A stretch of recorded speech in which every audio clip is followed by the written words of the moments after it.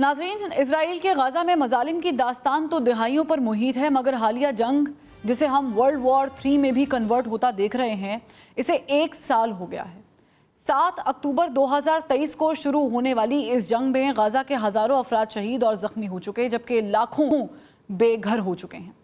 غزہ کے درجنوں اسپتال، اسکول، مساجد اور کمیونٹی سینٹرز تباہ کر دیے گئے۔ غزہ کا بحران پیدا ہو چکا اور شیلٹرز بھی حملوں کی زد میں ہیں۔ اسرائیل غزہ کے خلاف اپنی جنگ کا دائرہ وسیع کرتے ہوئے لبنان، مصر کی سرحد اور یمن تک پھیلاتے ہوئے ایران پر حملہ کرنے کی تیاری کر رہا ہے۔ گزشتہ 1 سال میں اسرائیل نے فلسطین پر مظالم کی ایسی داستان رقم کی جن کی مثال جنگی تاریخ میں نہیں ملتی۔ اسپتالوں کے ایمرجنسی وارڈز اور مردہ خانوں کے ریکارڈ کے مطابق غزہ میں اسرائیلی فوج 41,495 فلسطینیوں کی جان لے چکی۔ ملبے تلے دبے افراد کی تعداد کا تخمینہ بھی 10 سے 20 ہزار لگایا جاتا ہے۔ اسرائیل نے غزہ کی گنجان آبادی پر جتنا بارود 1 سال کے دوران پھینکا، اس کی مثال دونوں عالمی جنگوں میں بھی نہیں ملتی۔ اسرائیل 1 سال میں 85,000 ٹن سے بھی زائد بارود بموں کی شکل میں غزہ کے شہریوں اور شہروں پر برسا چکا۔ اسرائیلی فوج نے غزہ میں قائم انڈونیشیا اسپتال، ترک اسپتال اور القدس اسپتال کو کئی بار نشانہ بنایا، جبکہ 3 نومبر 2023 کو غزہ کا سب سے بڑا الشفا اسپتال بھی بمباری کی زد میں آ گیا تھا۔ اسرائیلی فوج نے 25 جون 2023 تک غزہ کے طبی مراکز پر 460 سے زائد حملے کر لیے تھے، جبکہ گزشتہ 1 سال میں اسپتالوں اور طبی مراکز پر حملوں کی تعداد 505 ہے۔ اقوام متحدہ کے سیٹلائٹ سینٹر کے فراہم کردہ ڈیٹا اور اوپن اسٹریٹ میپ کے جغرافیائی ڈیٹا بیس کے مطابق غزہ کی 60% مساجد تباہ ہو چکی ہیں، 415 کلومیٹر سڑکیں مکمل تباہ اور 1440 کلومیٹر پر محیط سڑکیں جزوی طور پر تباہ ہوئی ہیں۔ 1 سال میں اسرائیلی فوج 520 فلسطینیوں کو اجتماعی قبروں میں دفنا چکی ہے۔ اس جنگ میں اسرائیل نے انسانیت کے خلاف قتل کا کوئی جرم باقی نہیں رہنے دیا۔ جہاں عام فلسطینی شہریوں کا قتل عام کیا گیا، وہاں طبی عملے اور صحافیوں کی بھی بڑے پیمانے پر اموات ہوئی۔ اسرائیل غزہ جنگ کے دوران 173 صحافی بھی اسرائیلی فوج کی بمباری، ڈرون حملوں اور فائرنگ کا نشانہ بن کر زندگی سے ہاتھ دھو چکے ہیں۔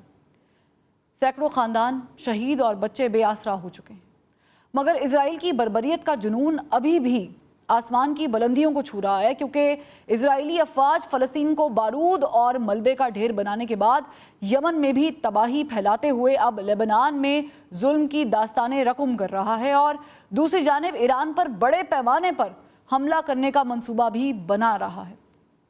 اسرائیل نے گزشتہ 1 سال میں مشرق وسطی میں خوف کا ایسا بت کھڑا کر دیا ہے کہ موت سے پہلے ہزاروں لوگ مر رہے ہیں، مگر انسانی حقوق کی تنظیمیں، سپر پاور ریاستیں اور انصاف کی عالمی عدالتیں خوف کے اس بت کو توڑنے اور غزہ کے انسانوں کو انصاف دلانے میں ناکام ہو چکی ہیں۔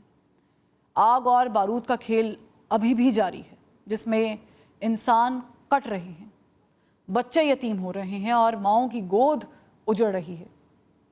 1 سال میں انسانیت مار دی گئی، انصاف کا گلا دبا دیا گیا، رحم اور ہمدردی کے جذبات ماند پڑ گئے، مظلوم کا ساتھ دینے والی آوازیں مدھم پڑ گئیں، ظالم کے خلاف بولنے والی زبانیں گونگ ہو گئیں، اور ظلم کو دل میں برا جاننے کی روایت بھی دم توڑتی دکھائی دے رہی ہے۔ مگر فلسطین کے مظلوم اپنی جگہ پر ڈٹے کھڑے ہیں، وہ جھکے نہیں، ٹوٹے بھی نہیں، اور ظالم کی آنکھوں میں آنکھیں ڈالے کہہ رہے ہیں کہ ظلم پھر ظلم ہے، بڑھتا ہے تو مٹ جاتا ہے، خون پھر خون ہے، ٹپکے گا تو جم جائے گا، خاک صحرا پر جمے یا کفے قاتل پہ جمے، فرق انصاف پہ یا پایہ سلاسل پہ جمے، تیغ بیداد پہ یا لاشائے بسمل پہ جمے، خون پھر خون ہے، ٹپکے گا تو جم جائے گا۔